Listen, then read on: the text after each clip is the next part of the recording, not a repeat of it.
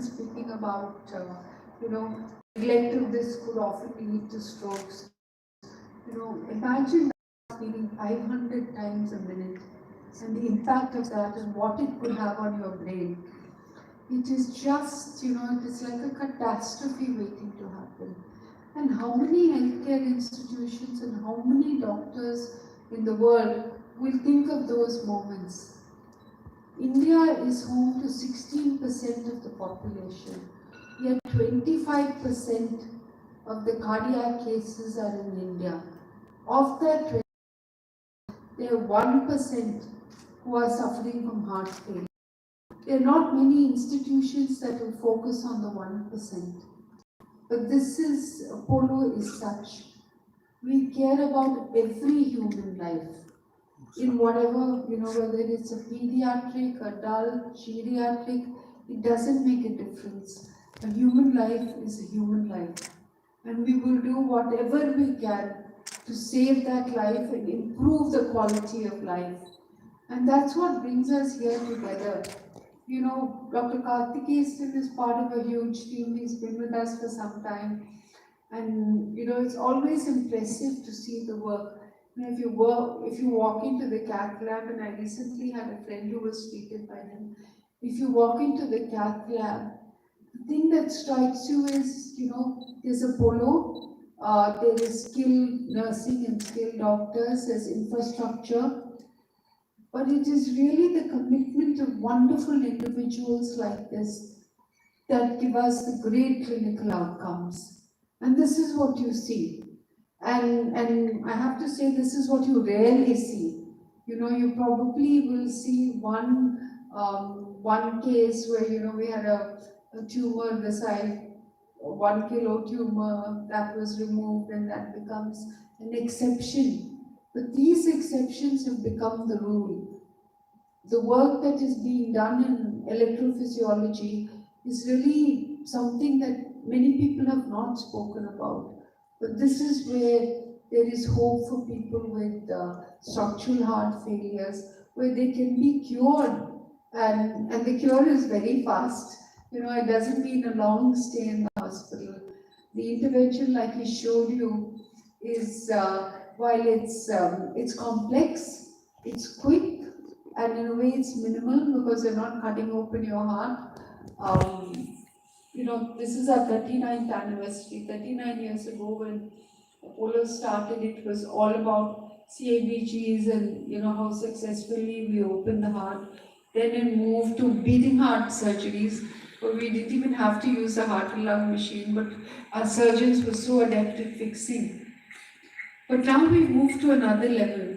A lot of the work is being done transcatheter, it's being done, as an angio procedure. So much has changed. And I'm so proud to say that we are at the cutting edge of that change.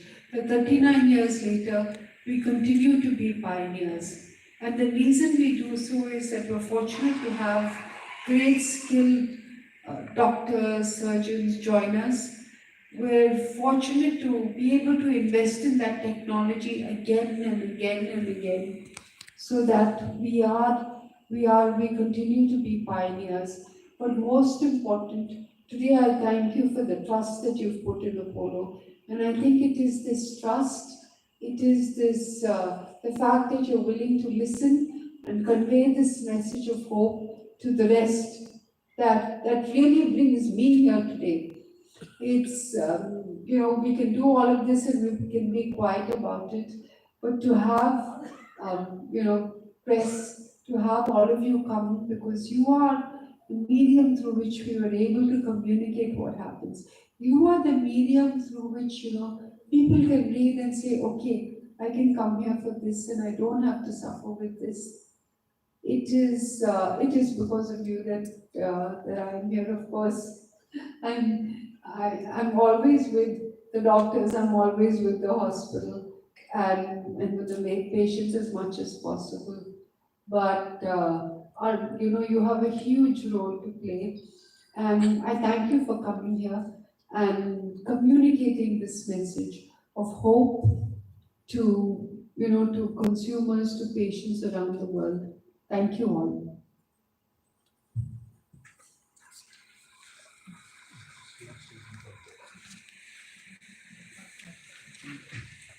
I'd like to invite the doctors and Dr. Kasalam for the photo opportunity.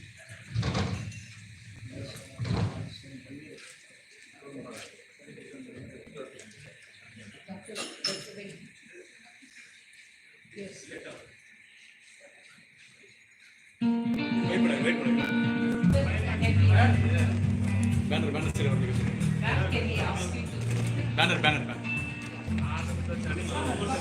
Sir, update.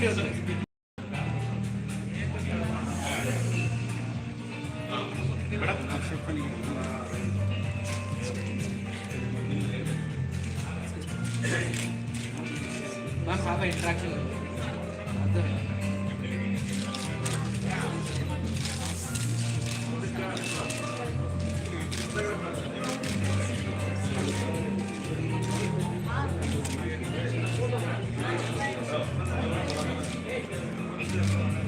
Photographers.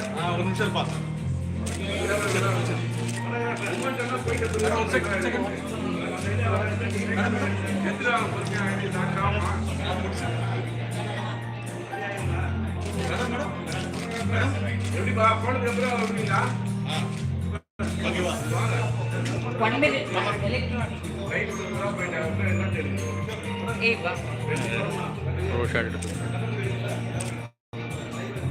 One minute.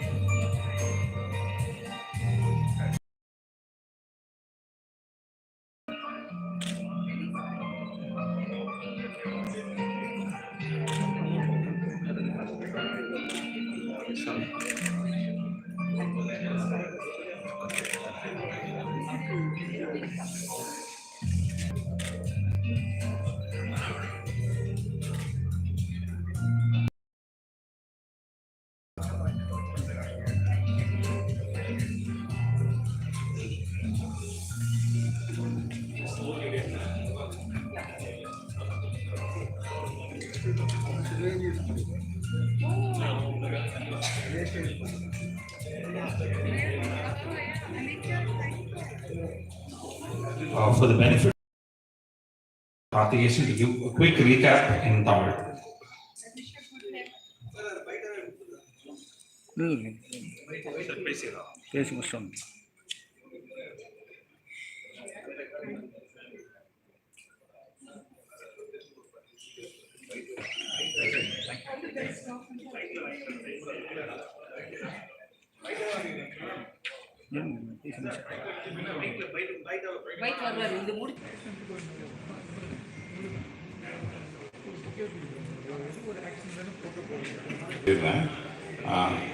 எல்லாத்துக்கும் வணக்கம்.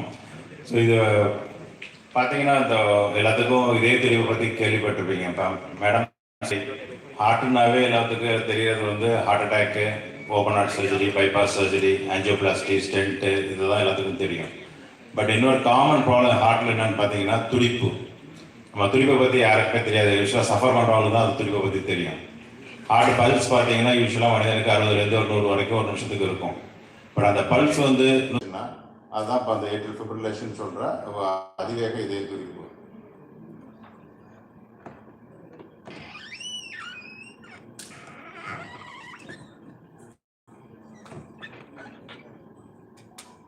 The heartbeat is controlled by the electrical system of the heart.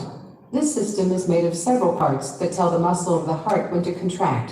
The SA node starts the heartbeat, causing the atria or upper chambers of the heart to contract. The signal then travels through the AV node, the bundle of His, bundle branches, and Purkinje fibers. This causes the ventricles, the lower chambers of the heart, to contract.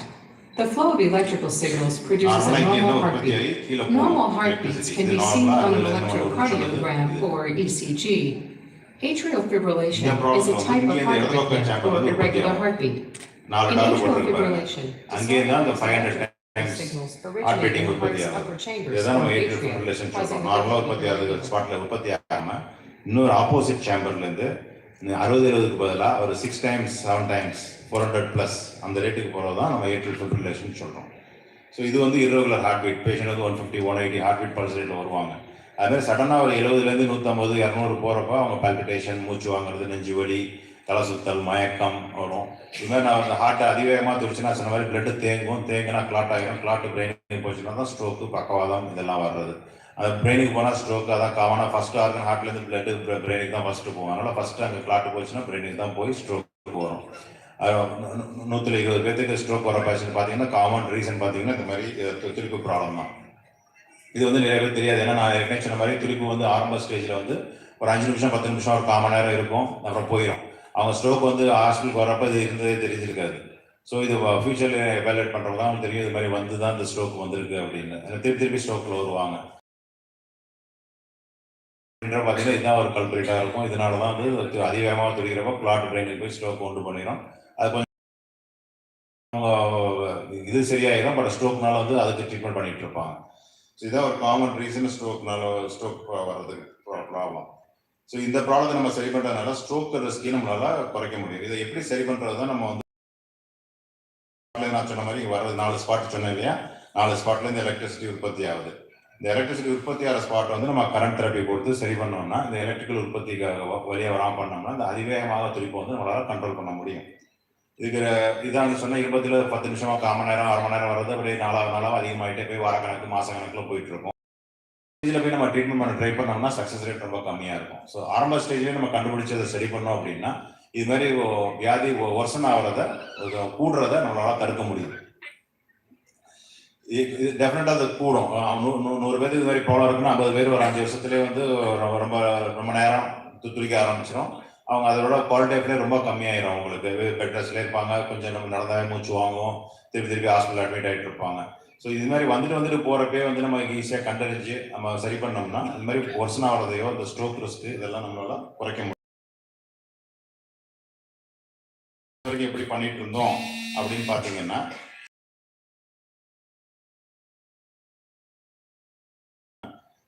Radio ஃப்ரீக்வன்சின்னு சொல்லுவோம். வழியாக ஊசி போட்டு ஹார்ட்டுக்குள்ளே போய் அந்த procedure இன்னும் இருக்கு. So வழியாக ஊசி போயிட்டு இந்த அப்நார்மல் ஸ்பாட்டை வந்து மூலமா நம்ம வந்து நியூட்ரலைஸ் பண்ணுவோம். இதை வந்து ரேடியோ ஃப்ரீக்வன்சி எனர்ஜின்னு சொல்றது. இது வந்து ஆல்மோஸ்ட் 20 இயர்ஸாக இருக்கு. இந்தியாவில் வந்து ஆல்மோஸ்ட் 10 இயர்ஸாக இருக்கு. அப்போலோவில் லேட்டஸ்ட் டெக்னாலஜி கூட நம்ம ஒரு இதே ஹாலில் நான் பேசியிருக்கேன் ஒரு 5 இயர்ஸ்க்கு முன்னாடி. ஸ்மார்ட் டச் டெக்னாலஜின்னு அதெல்லாம் இருக்கு. ஸோ அதுவும் ஒரு அட்வான்ஸ்டு ப்ரொசீஜர். ஸோ அந்த ப்ரொசீஜருக்கும் இந்த நியூ ப்ரொசீஜர். ஸோ இதுதான் ரெண்டு மெயின் சோர்ஸ் வந்து இதை ட்ரீட் பண்ணுறதுக்கான 2 மெயின் மெத்தட் வந்து ஒன்று வந்து ரேடியோ ஃப்ரீக்வன்சி மூலயமா பண்ணுறது, ஒன்று வந்து கிரையோ மூலயமா பண்ணுறது. இது வந்து பார்த்தீங்கன்னா நம்ம அட்வான்ஸ் கத்திட்ட மூலயமா போய் ஹார்ட்டுக்குள்ளே போட்டு நம்ம வந்து இந்த ஸ்பாட்ஸ் 4 ஸ்பாட்டையும் கண்டறிஞ்சு ரெகுலராக அந்த ரேடியோ ஃப்ரீக்வன்சி எனர்ஜி டெலிவரி பண்ணி அந்த ஸ்பாட்டை வந்து நம்ம நியூட்ரலைஸ் பண்ணிடுவோம். நியூட்ரலைஸ் பண்ணோம்னா இந்த மாதிரி எலக்ட்ரிக்கல் சிக்னல் வராது. இந்த மாதிரி so will put the electrical energy and isolate it. இப்போ வந்திருக்க நியூ டெக்னாலஜியில் அட்வான்டேஜ் என்னன்னா, ஸோ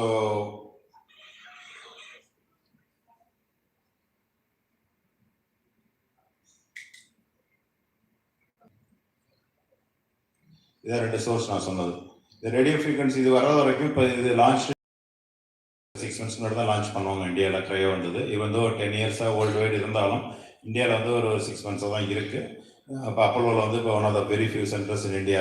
டோட்டலாக இந்தியாவில் ஒரு 4-5 சென்டர்ஸ் தான் இருக்குது. Apollo is one of the few centres having this acquired this technology.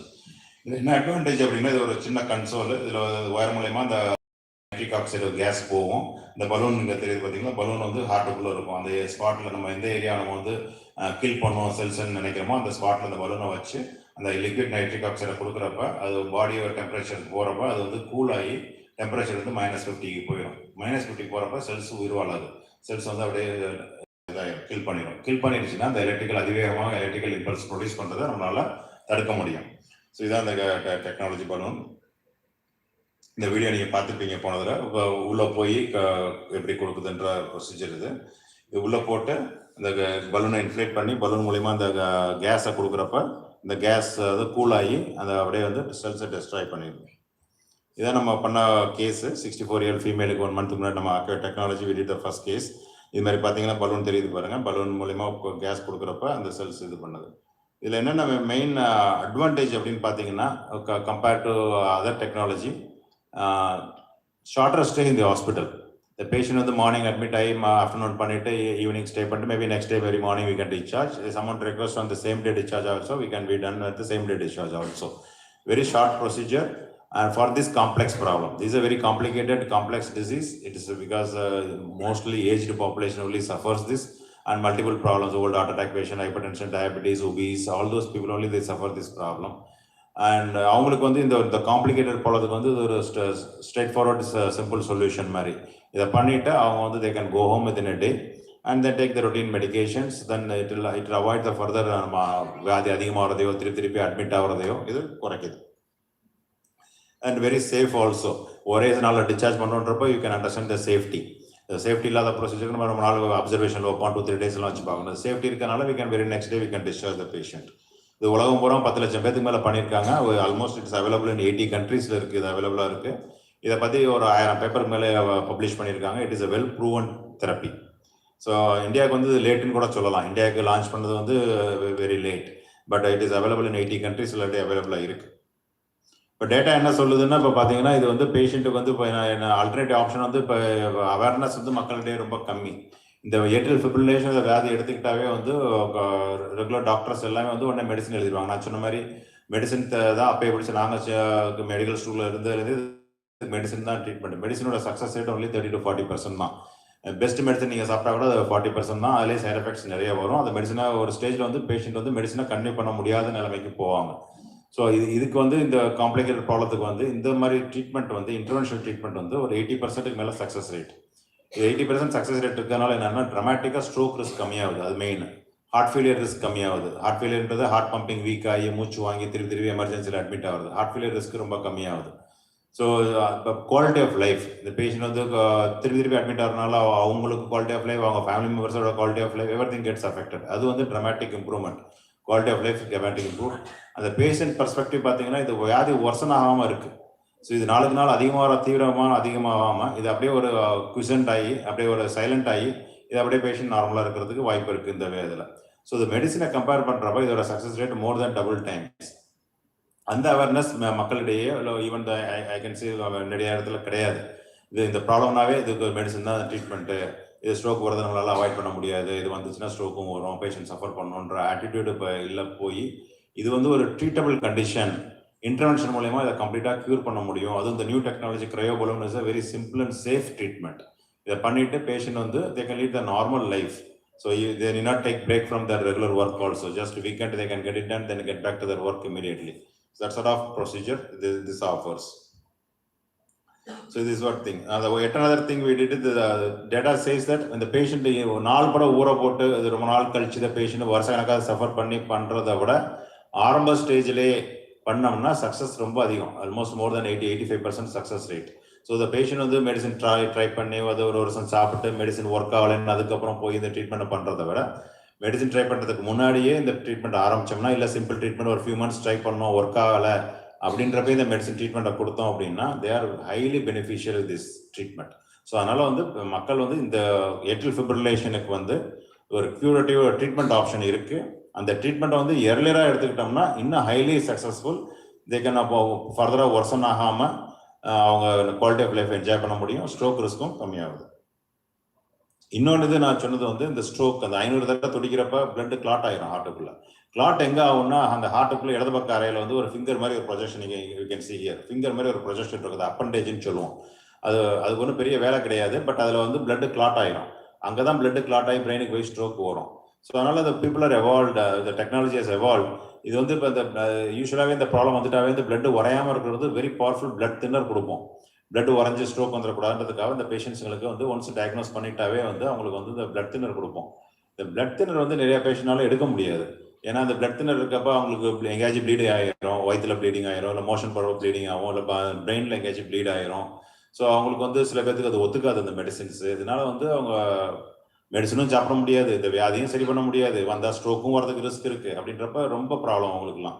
அது அவங்களுக்குலாம் வந்து இது மாதிரி என்ன பண்ணாங்கன்னா பிளக் மாதிரி கண்டுபிடிச்சு பிளக்கை போட்டு அந்த ஸ்பேஸை க்ளோஸ் பண்ணிட்டோம்னா அட்லீஸ்ட் பிளட் கிளாட் ஆகிறத அது மாதிரி ப்ரிவென்ட் பண்ண முடியும். இந்த ப்ராப்ளம் இருந்தால் கூட அது பிளட் கிளாட் ஆகி ஸ்ட்ரோக் ரிஸ்க் நம்மளால கம்மி பண்ண முடியும். ஸோ அதுக்காக கண்டுபிடிச்சது தான் இந்த பிளக், இந்த அக்ளூஷன் சொல்றது, க்ளோஷர் டிவைஸ்ன்னு சொல்றது. இது வந்து ஒரு பேஷண்ட்டுக்கு, நம்மளோட ஒரு பேஷண்ட் வந்து பிளட் தின்னர் அவங்களுக்கு சூட் ஆகலை, அதனால வந்து அவங்களுக்கு அண்டர்லைன் கார்டியாக் கண்டிஷன்ல ஸ்ட்ரோக் வரதுக்கான வாய்ப்பு ரொம்ப ரொம்ப அதிகம் நம்ம ஃபீல் பண்ணி அந்த க்ரையோவும் போட்டு அந்த ப்ராப்ளத்தையும் சரி பண்ணிட்டு, அதே சிட்டிங்ல அந்த பிளக்கையும் போட்டு அந்த ஃபியூச்சர்ல கிளாட் வந்து அவங்களுக்கு ஸ்ட்ரோக் வராமல் இருக்கிறதுக்கு அந்த பிளக்கையும் போட்டு நம்ம க்ளோஸ் பண்ணிட்டோம். இதுதான் அப்பெண்டேஜ் க்ளோஷர்னு சொல்றது. அந்த பேஷண்ட்டு பார்த்தீங்கன்னா அந்த க்ரையோ பலூன் போட்டு அந்த ப்ராப்ளத்தையும் ஏட்ரியல் ஃபிப்ரிலேஷன் ப்ராப்ளத்தையும் சரி பண்ணிட்டு, அதே சேம் சிட்டிங்ல நம்ம அந்த பிளக்கையும் போட்டு அந்த எம்டி ஸ்பேஸையும் நம்ம பிளாக் பண்ணியாச்சு. இதனால என்னன்னா அவங்களுக்கு ஃபியூச்சர்ல ஸ்ட்ரோக் வரதுக்கான வாய்ப்பு ரொம்ப ரொம்ப கம்மி. அவங்க பிளட் தின்னர் சாப்பிட முடியலன்னா கூட, நிறுத்தினா கூட இதனால ஸ்ட்ரோக் வரதுக்கான வாய்ப்பு ரொம்ப ரொம்ப கம்மி. அவங்க நாளைக்கு ஒரு கேஸ்ட்ரிக் இஷ்யூனால இதனால ஒரு இஷ்யூனால பிளட் தின்னர் சாப்பிட முடியல அப்படின்னா அதனால அவங்க ஒரி பண்ண வேண்டாம். இப்போ வந்து ஒரு நாள் ஒரு டோஸை ஸ்கிப் பண்ணா கூட அவங்க வந்து பயந்துட்டு இருக்கணும், அது இல்லைன்னா இப்போ ஸ்ட்ரோக் வந்துருமோன்னு. இப்போ அந்த ரிஸ்க் வந்து இது டோட்டலாக எலிமினேட் பண்ணிடும் இந்த பிளக் மூலியமா. ஸோ இது வந்து இஸ் நியூவர் தெரப்பி. இது ஃபர்ஸ்ட் இன் இந்தியா நம்ம பண்ணது. இது காம்பினேஷன் ஆஃப் அண்டர்லைன் ப்ராப்ளத்தையும் சரி பண்ணிட்டு பிளக்கையும் போட்டு க்ளோஸ் பண்ணிட்டு is a complete relief to the patient. இதான் பண்ணியிருக்கு. தேங்க்யூ. ஏதாவது டவுட்ஸ் இருந்தால் கேளுங்க, நான் சொல்லிடுறேன். So if you have any questions, you can ask the doctor. He'll be happy to assist you.